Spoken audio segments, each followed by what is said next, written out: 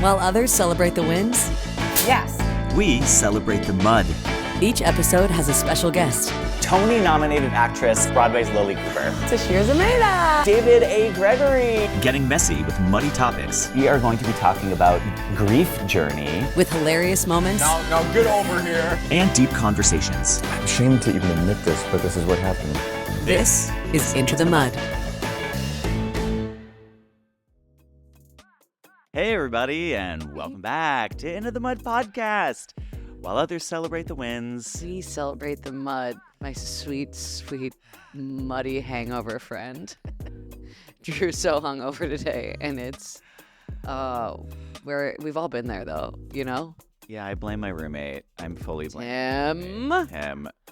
Tim. It was Tim is- one martini. Tim could not not one be martini. more of an influence on just the way the look. He'll give you a look. He's an enabler. He's an absolute An enabler. absolute monster. But I also allow myself to be enabled.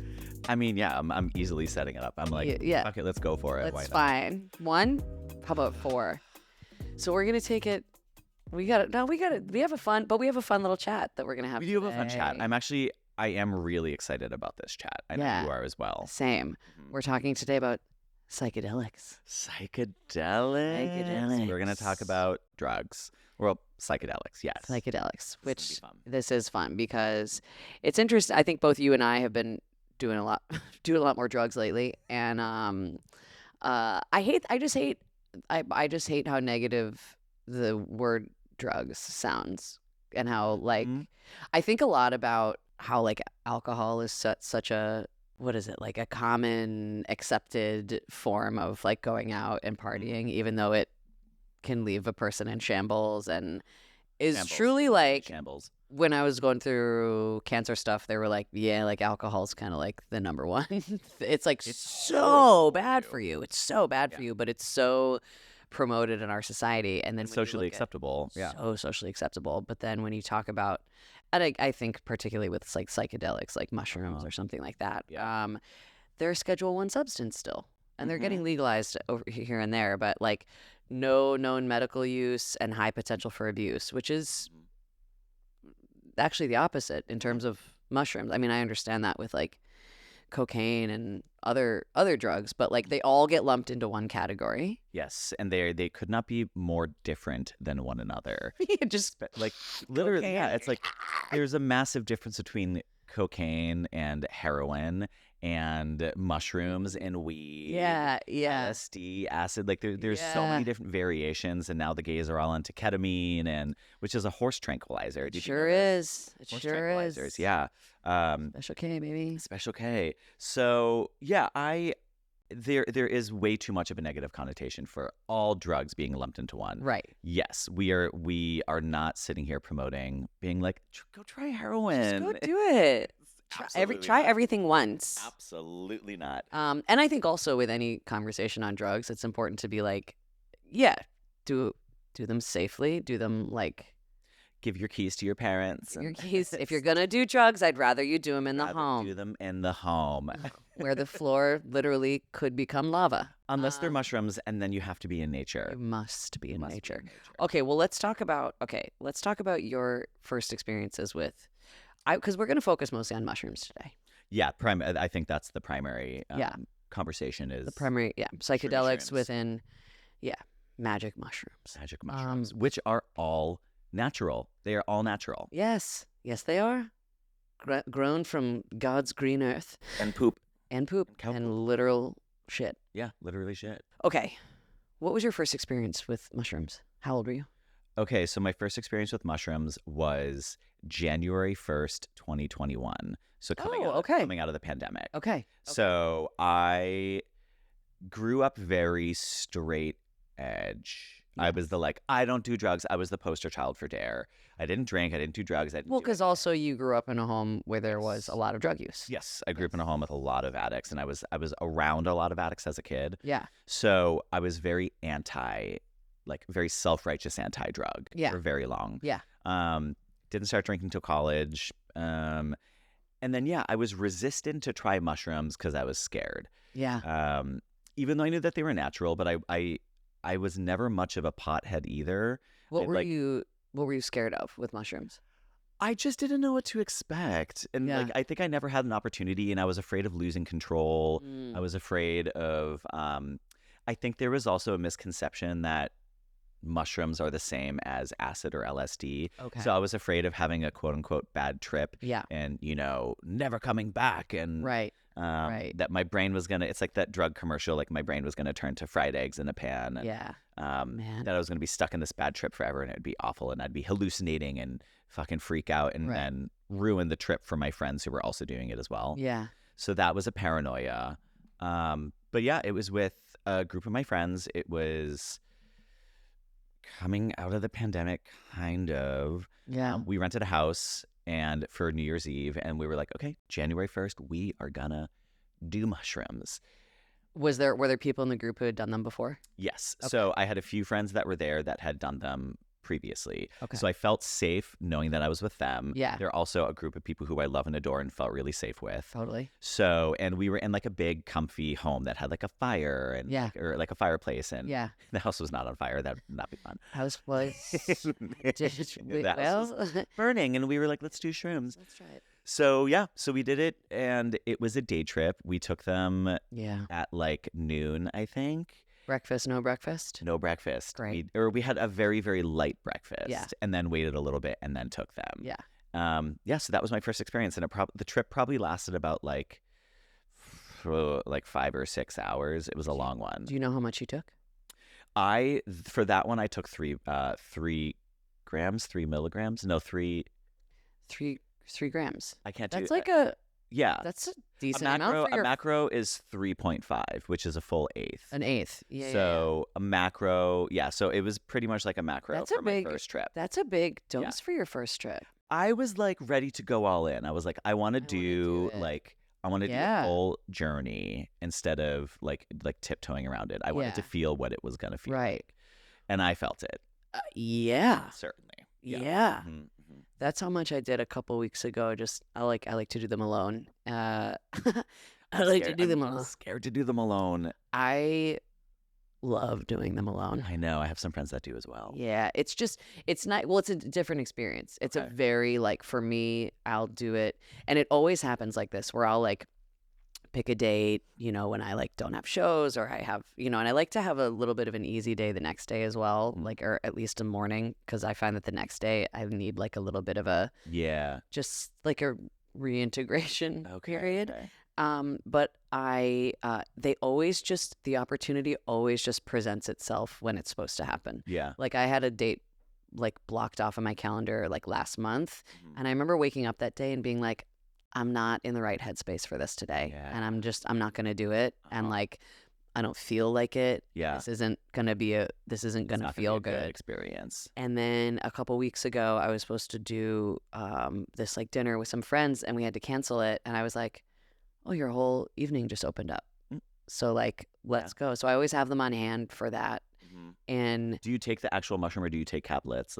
I take when I have like an Pill eighth or- usually on hand, and so I just like ground it up and ate it with Oh, some okay, peanut okay. butter. Yeah, so Yeah. just put it in my little mortar and pestle, which Mhm. is a good reminder to clean that out before I Make guacamole. yeah.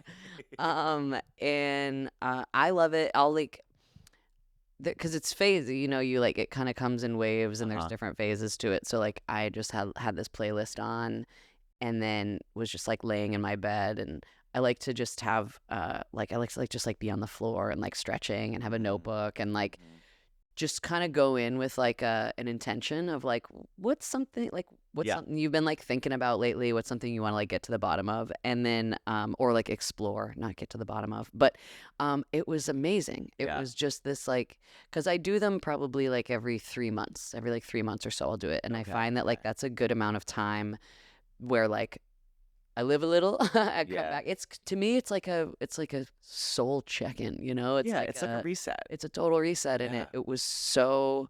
I had just a very profound, like a lot of really positive imagery that like Mm. I've been like kind of continuously going back to about like finding my own power and like whatever this next chapter of my life is going to look like. And had this really cool image of walking onto stage at Radio City Music Hall. Ooh. Like for like vision. Yeah. I love was, it. like, it just like to like this like uproarious applause. And I was like, oh yeah.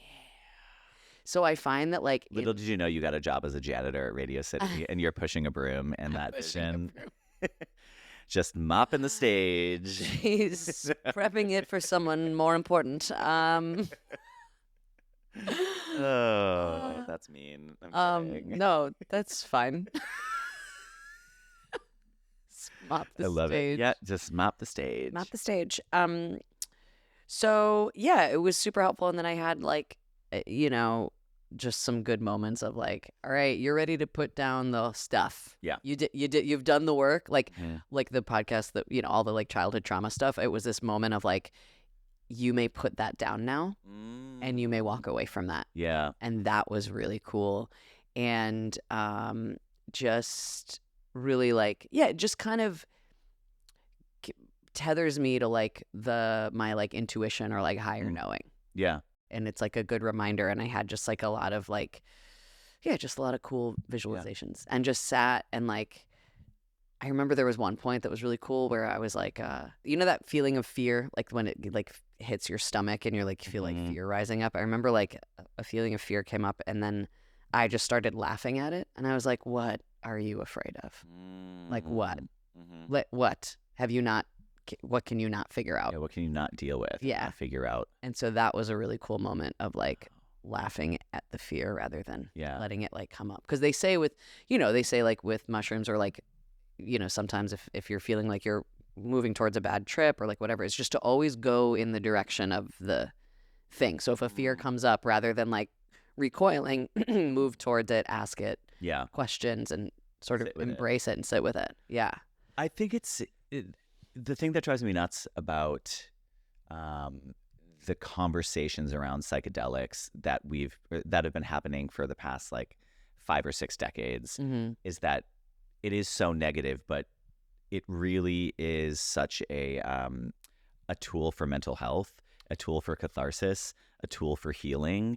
And the narrative around psychedelics has been like, bad, drugs are bad, they're counterculture, hippie, flower power, like, anti-establishment. And so it's gotten this really negative rap, but really they're actually, I genuinely believe that psychedelics are a tool for healing and for mental health and for mental wellness.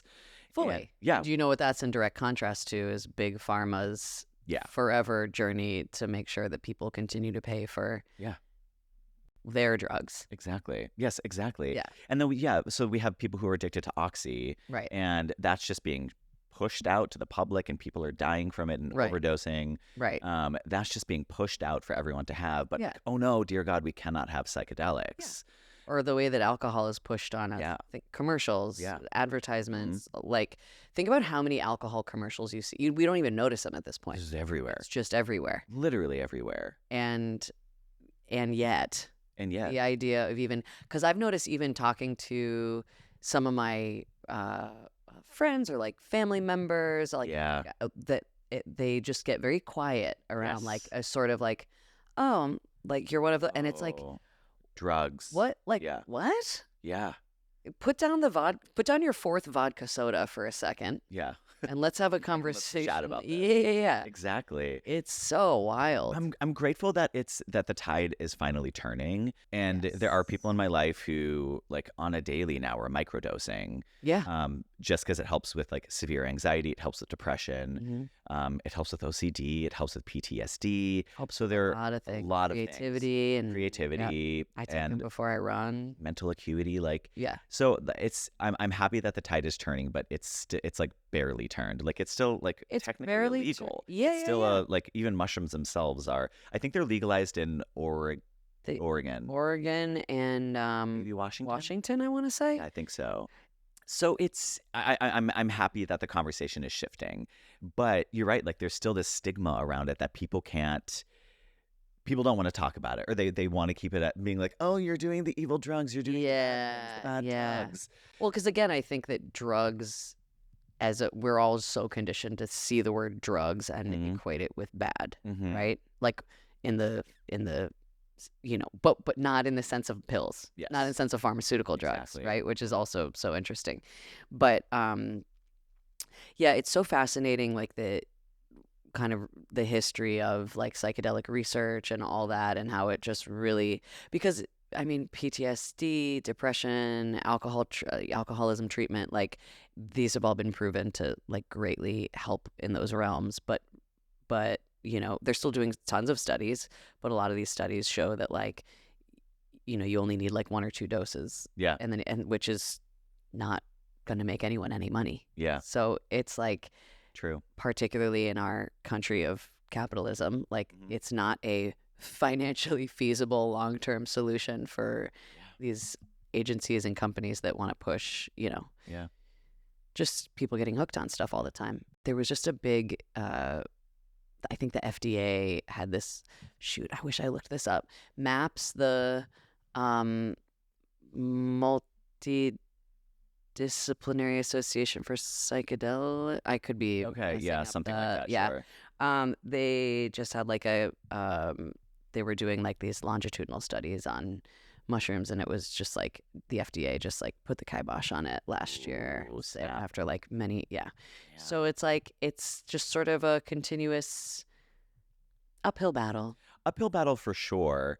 Have you read Michael Pollan's book, How to Change Your Mind? Yeah. And then similarly, for anyone out there that doesn't want to read a 1,000,000,000-page book, it is really good. Read it. But you can also, there's a Netflix series, a 4-episode arc Netflix series based on the book as well. If you are curious about psychedelics and want to like watch and or read up about them and the history of them.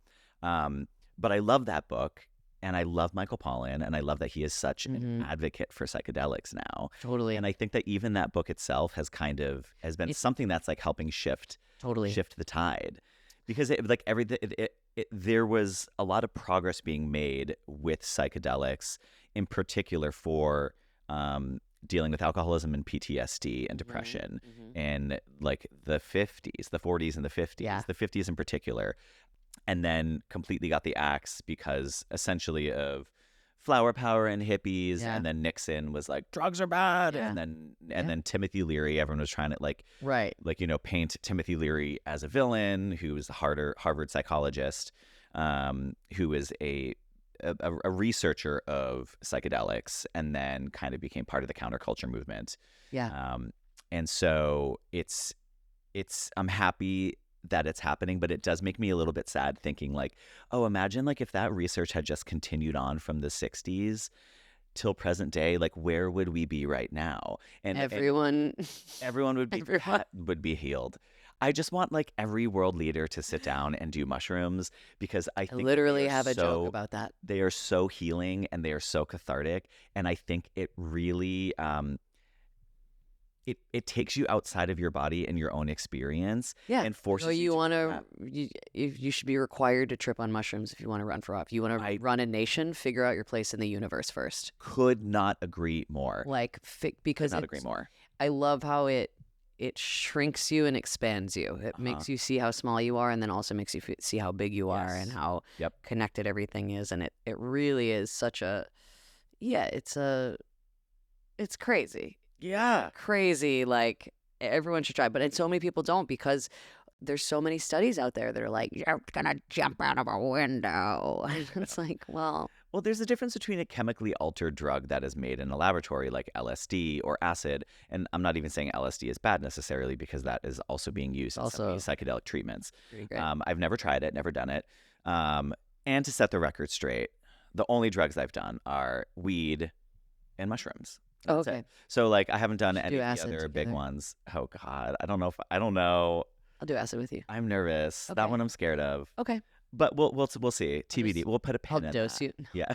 Oh my God. I would never. Yeah. I would oh my God. never do that. But yeah, I feel like a lot of those stories that come out, like the lore of people like doing drugs and jumping off their balcony, I guess that happens when you're on some crazy fucked up drug that you don't know what it is, but like that is not my experience on mushrooms at all. No, even in the midst of a horrifyingly bad trip, which I have had. I want to hear times actually. I want to get into that.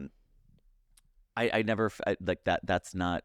You're still lucid and aware. I think there's a misconception that you go to this weird, distant, far off land, and that's not it. You're still lucid. You're still present. Yeah. But your brain is just highly activated in a different capacity. Yeah. As are your emotions. I loved actually in Michael Pollan's book, the best like way I've heard it explained is he's like, when you're sledding and the grooves from the sled create tracks in the snow, like that's what your brain is essentially. Yes. Like and taking mushrooms helps like layer a new level of snow so you can make new grooves and make new like connections within your mind. Yeah, it's a rewiring. Yeah. It is. It really is. And it's interesting how when you have a mushroom trip and then you come off of it and you have some sort of like renewed understanding of yourself, or like you're kind of settled into a different part of your life, or your emotions, you feel cleansed, whatever you get out of your trip. And it's exciting and it's fun. The novelty of it is there. But then, of course, we slip back into our daily habits of life. Fully. And our mental daily habits. Well, which is, it's like, it's funny too, because like on my last trip, I was like everything's connected and like love is the answer. And just like true meaning and truth is found in the liminal spaces. And I came down from it and I was like, liminal spaces. What the fuck was I writing about? What am I talking about? The exterminator came the next day and I was like, yeah, we all connected. Yeah. We all connected now. How connected do you feel to that rat he's about to are my friends. murder? Yeah, right. Yeah, is that rat Stardust too? So connected to that mouse. Yeah. But it's so funny when you're in the like peak of it too, just how like sure you are. You're just like, I know this. I know for a fact that love conquers all. Which is like, like, yes, that's it. Love, connection. I was getting like images of just like being around people and like community and all this stuff. And it was just such a renewed like, this is the thing that matters. This is it. Which of course someone who hasn't tried it or like thinks it's like this like hippie, like flower power. It's like, yeah, but like what's wrong with that? What's wrong with people being like, lead with love, find community, be kind to yourself and others. Like what is wrong with that? There's quite literally nothing wrong with that. No. Yeah. But it's associated with drugs. Bad. It's bad. Speaking of bad, let's talk about your bad trips. Ooh. Yeah. Okay. So what happened and what mindset were you in before you did the trip? So this is interesting because I know that they whoever they is, they say set and setting determine your experience on mushrooms. So the fact that I started in 2021 and I've done them probably like biannually since then, my mindset has been off for quite a few years now because I'm still in this like upended transitional space of life where in career transition and career pivot and not knowing where I want to go, not knowing what I want to do, and like grappling with depression and trying and going on antidepressants for the first time. So I've been in like an up and down rocky emotional space for the past like 5 or 6 years. Right. So it's interesting that I have come into mushrooms when my mindset has not been ideal. Yeah. So I'm sure that is a contributing factor into the bad trip. However, I will say those bad trips have been like so insanely healing and cathartic. Oh. Okay. So, and even though it's a bad trip, okay, so the first time I did them, what a fucking blast. I had so much fun. Oh my God, I was like talking to the wallpaper. Yeah. And just like everything's the funnious thing you've ever heard in your my God. goddamn life. I had a headache because I was laughing so much. Yeah. And like the laughter has never felt so, like I could feel the laughter in my toes. Complete. It was unbelievable. Like that was a amazing trip. Yeah. And I like journaled and I was like introspective and I was like talking to God essentially like in my brain and was kind of going all over the place with it. And then I had some moments of sadness and some moments of feeling isolated, but I could always pull myself back to like a neutral space. Right. On the bad trips, I wasn't really able to do that. The first bad trip I was with my best friends Darren and Elise, and it was great because we went camping. Yes. So we were on this beautiful river in upstate New York, and we did a day trip. We laid out a tarp and then put our sleeping bags and pillows on it and just laid in the sun right by the river and did mushrooms. And it was so wonderful. It was so wonderful. We giggled, we laughed. We got each other gifts from the dollar store so we could all unwrap gifts while we were like on mushrooms, and it was like That's really, really great. amazing. And then because the trip was going so well, we were like, we have a little bit left. Let's just Yeah. like finish them off. It wasn't even that much more, but we had a little bit left, so we decided to finish them. Yeah. And then for Darren and Elise, the trip just like kept on coasting. They Yeah. were delightful. For me, it took a sharp pivot. Do you because remember what exactly you felt or saw? Or it was that the sun was starting to set. So it was suddenly that like, and like the nice clean tarp that we had suddenly had like, it was chaos. It was like, okay. there were like bags of candy and chips spilt and crayons everywhere. And I hate when things are not tidy. And so I was like, oh my God, this blanket is not tidy. Yeah. And then because the sun was setting and we're on a river, the condensation started settling. Okay. And so everything started getting like a little bit cooler and a little bit wet. Okay. And there was like dirt everywhere. And so suddenly I had this panic attack that everything is dirty. I don't have a safe, clean, dry, warm space to go. And then I think also because my two friends were like coasting and having such a joyful time Yeah. that I pulled back, and then I was like, oh my God, I'm a wet blanket. I'm the person that no one wants to be around now. Like they're having fun. I'm awful. Okay. And then it was a spiral. Okay. And then I spent that whole second half of the trip like really quiet and really in my head, and like felt like all of the depression, the sadness, the anxiety, the loneliness, the anger of all the things that I had been feeling for the previous few years and had been feeling in that chapter of time all bubbled up, and it was all there, and I fucking felt it. Yeah. I could not escape it. And I was so reluctant to ask for help, Yeah. which is also a grander metaphor in my life where like I don't ask people for help. I hate asking people for help. Right. I just like I won't ask people for help. Right. I'm like, nope, just do it by myself. Yeah. So I chose the suffer in silence route. Yeah. But I got to a point eventually where I was like, I have to ask my friends who I love, Yeah. who I know have my back and will take care of me. I have to Yeah. ask them for help in this moment. And I did. I finally did you did. And that was say? like a big moment of growth. I just like, I don't even remember how I said it. I think I just was like, guys, I don't want to bring the moment down, but like, I'm not okay right now. I'm Yeah. really struggling. Okay. And I think I'm having a bad trip for the first time. Okay. And they immediately, of course, locked in and they were like, talk to us. Yeah. And then I just fucking cried Oh. and cried and cried. And I cried about just everything that I was feeling. I cried about like feeling sad, lonely, depressed, angry. And then I had this whole thing where I cried and like I cried about my mom, and then I was like angry about my mom. And they just sat and listened to me and let me get everything out Yeah. for like an hour. It was like so generous and kind of them because they probably wanted to be like, let's play. But I was like, instead, it was like I had to get all of this out.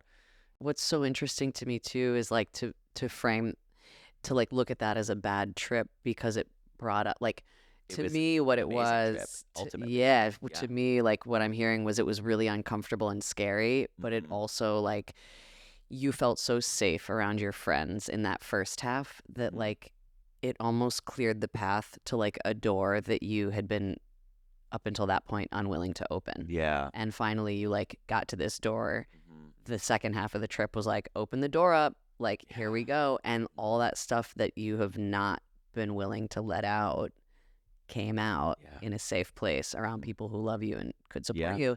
And like, I think that's also the magic of mushrooms. It reveals both good and bad, the stuff that needs your attention. Yes. I remember like, towards the end of my relationship, like doing mushrooms and that knowing of like, this is the end of your relationship. And I remember not doing mushrooms consciously for a while You after didn't that want it to because I bubble was up. like, I don't want to think about that. But I knew.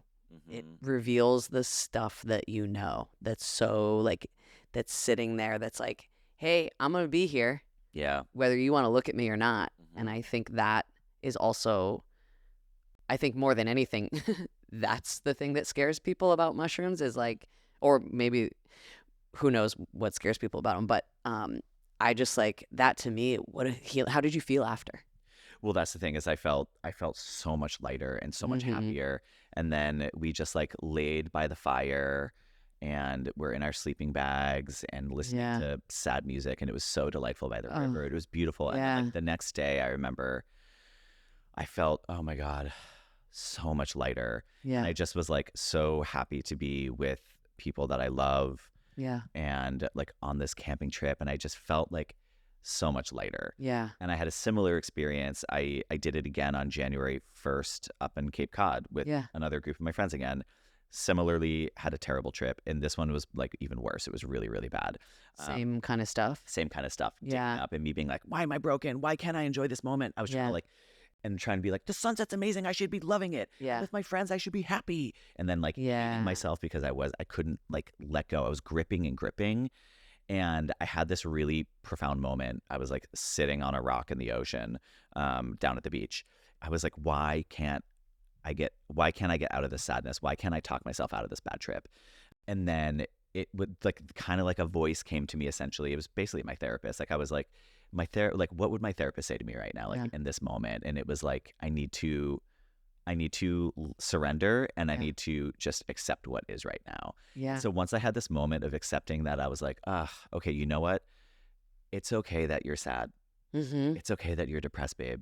It's okay. Like, and then it was like a self-love moment of being like, don't hate on yourself right now because you're having a bad trip. Don't hate on yourself because you're sad or depressed or you can't figure out what you're doing in life. Right.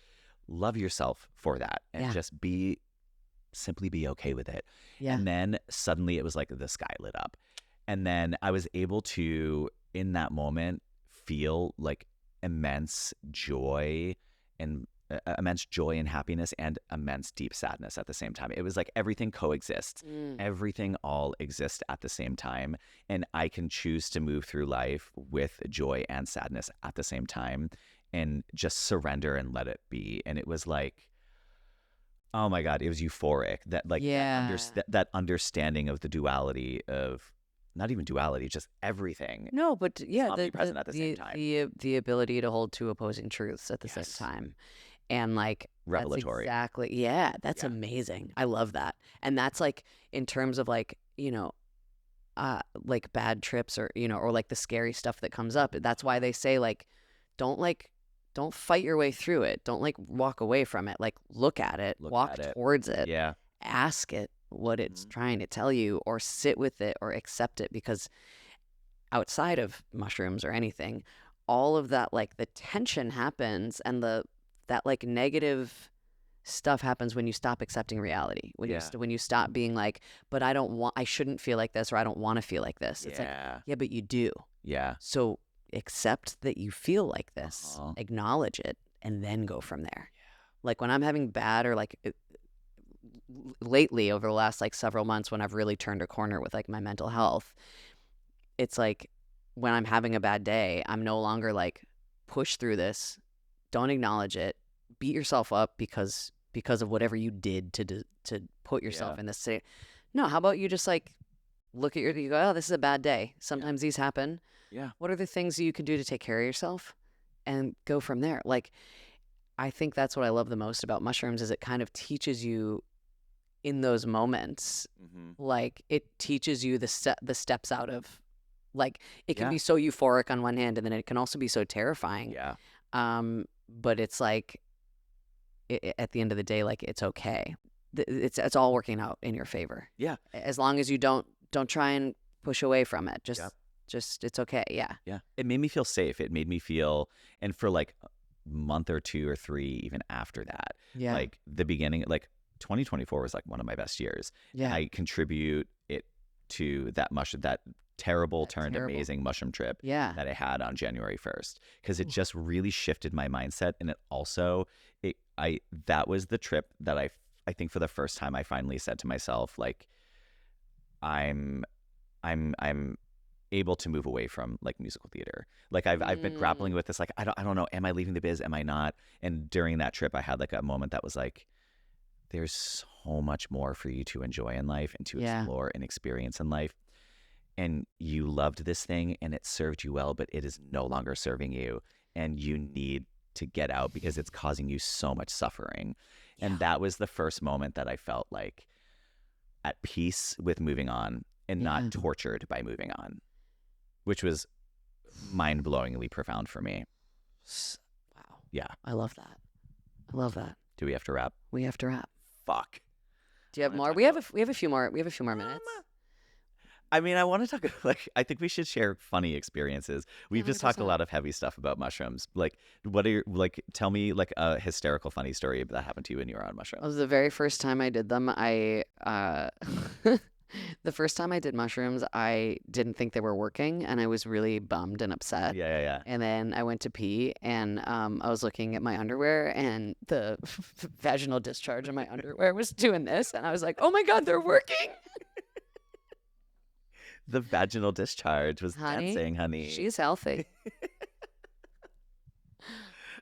Wait, Yeah. because I'm a man, is that a regular thing? Is vaginal yeah. discharge like a regular thing? Yeah. It's I had like no idea. It's like, and depending on like the color and like consistency and odor, then it cannot be great. Yeah, you can be like, maybe it's a yeast. Maybe it's a yeast infection if it's Okay. like, or like if it like smells like. But if it's dancing, But if she's grooving, she's grooving, then you're Honey? healthy. that's a magic puss.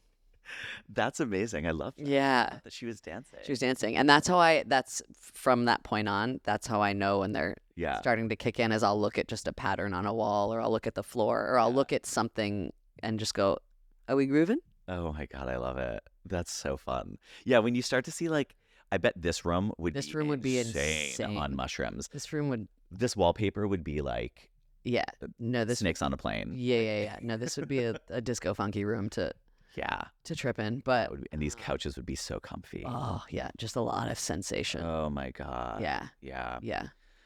Wow. What's okay? A Do you have funny one? story. Yeah, I have so many, but of course I'm blanking on them now. It's more like the inside jokes because my friends are so funny. My friends Yeah. are so funny. Yeah. So being on Shrooms with them is like a whole other experience of comedy. Well, you just did one with like Colin and I did. Yeah, I did. I did one with Darren, Colin, and Rob. oh my God, And that's that a was dream team. That was another January 1st. It was another I January 1st. remember trip. that. It's That becoming like was- an annual thing now. It's like a reset for the year. Yeah. And they, oh my God, they just make me laugh so much. It's so funny. Oh, this one's kind of funny. There was one time I was tripping with Colin and Darren and Rob. And then we ordered a bunch of pizza and we were like, Darren and I were really, really, really tripping. And I think Colin and Rob had left to like walk the dog or something like that. But like we didn't know that they left. And then Yeah. suddenly Darren and I were giggling and then we were like, we're alone. Where did everyone go? And we were nervous. And then at that very moment that we realized that we were alone, the doorbell rang. And we were like, oh my God, who is at the door? And we were like, what do we do? Do we open the door? We're on mushrooms. We can't open the door. And so I was like, I'm going to do it. I'm going to do it. And I got up off the couch and I opened up the door and it was the pizza delivery man. And you know how like when they deliver the DoorDash, they have to take a photo to prove that the food is delivered. And so like the guy he was like, nah, and like handed me the pizza and I was like, what? And then he like took a photo of me and I was like, why is this guy taking a photo of me? And then I was like, okay, that's weird. We put the pizza down and then like 20 minutes later, Colin was like hyperventilating laughing and he was like, look at the photo I just got on my phone from DoorDash. It was like the email confirmation and they had sent the photo with it. Do we still have that? We have the photo, yes. And it's me. It's like a blurry photo of me like holding pizza and it's like a terrible angle and I look terrified. Because I'm just like, what is happening? I was so confused. Stupid. We also had this one funny joke. I was doing mushrooms with Darren again. We were upstate, and while we were there ended up being all these. You know how when someone gets kidnapped, not funny, but Classic. Yeah. what's it called? It's a when they an get alert, something alert. oh Amber Alert. Amber Alert. Amber Yeah, Alert. yeah. So we had this. It was Amber Alerts all weekend when Yeah. we were tripping, and we had this stupid That's joke that came up. Crazy. Yeah.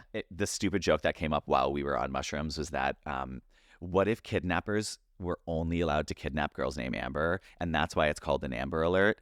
And so it's like, we're just imagining some creepy old guy pulling up to a girl on the playground, and he's like, "Hello, what's your name?" And she's like, "Sarah," and he's like, "Fuck." And then he has to drive on until he's just like trolling every playground looking for girls named Amber. So dark. 1992 would have been a So good year for him. dark. Yeah, 1992 was the year. That's why they haven't had any kidnappings. Nuh-uh. Since 1992. Nuh-uh, Amber. Nuh-uh. I'm thrilled that I get to do rapid fire. I'm really excited. Okay, ready? Here we go. Rapid fire. Okay. If colors could talk, which one would be the best gossip? Chartreuse. Do you think trees are secretly judging us or rooting for us? Rooting. If you could high five one emotion, which one would you pick? Depression. What would your spirit animal be, but only today? Only today. Only today. On this day. What is like today's For representation? some reason, a black stallion. Okay. If laughter had a shape, what would it look like? Fusilli pasta. Ooh, nice. Do you think that stars are actually looking at us? Ooh, yeah. If you had to explain time to an alien in 10 words or less, what would you say? Time is wow. That's 10 words. I don't Is know. water just the earth crying happy tears? Yeah, yes. If your thoughts had a smell, what would today's smell be? Vodka. Because I'm still hungover. Absolutely. Obsessed. Okay, that's it. That was delightful. Everyone, Try drugs try shrooms safely. with people that you trust and that you feel safe with, Yeah. and have done them before. Yeah. But we encourage you to give them a try. Give them a try. Let us know how they email us at info@intothemudpodcast.com and let us know any fun mushroom stories or advice you have for people who maybe want to try them for the first time. Work. Okay, cool. Love you so much. Like, Give us a follow, subscribe. follow. Love. Bye. Bye.